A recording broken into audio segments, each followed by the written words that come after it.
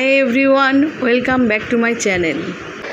আজকে আমি রান্না করব ঘরোয়া উপায়ে সাধারণ মশলা দিয়ে অসাধারণ মুরগির মাংস। তো চলুন দেখা যাক কিভাবে রান্না করছি। এখানে আমি 600 গ্রাম মুরগির মাংস নিয়েছি।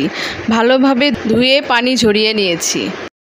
এরপর 1 চামচ লবণ, হাফ চামচ হলুদের গুঁড়া, 2 চামচ মরিচের গুঁড়া, 3 চামচ রসুন বাটা, 2 চামচ আদা বাটা, 1 চামচ জিরা গুঁড়া, হাফ চামচ ধনিয়া গুঁড়া দেব, 3-4টা তেজপাতা, 1 কাপ পরিমাণ পেঁয়াজ কুচি দেব, পরিমাণ মতো সাদা তেল দেব। সব উপকরণগুলো আমি হাত দিয়ে ভালোভাবে মেখে নেব। মাংসগুলো মশলার সাথে ভালোভাবে মাখা হয়ে গেলে 30 মিনিট ফ্রিজে রেখে দেব। এবার চুলায় প্যান গরম করে নিয়ে পরিমাণ মতো তেল ঢেলে দেব। মেখে রাখা মাংসগুলো ঢেলে দেব। পরিমাণ মতো জল দেব। মাংসগুলো নেড়ে নেব। এতে 2টো রসুন দেব।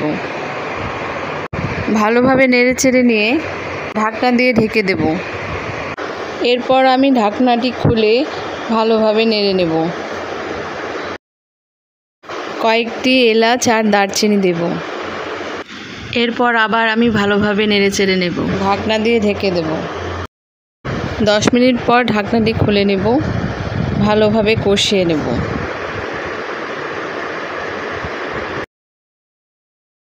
মশলাগুলো ভালোভাবে কষানো হয়ে গেলে পরিমাণ মতো জল ঢেলে দেব।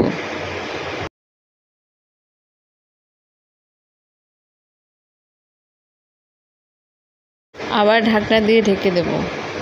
10 মিনিট পর ঢাকনা খুলে 1 চামচ গরম মশলা গুঁড়ো দেব।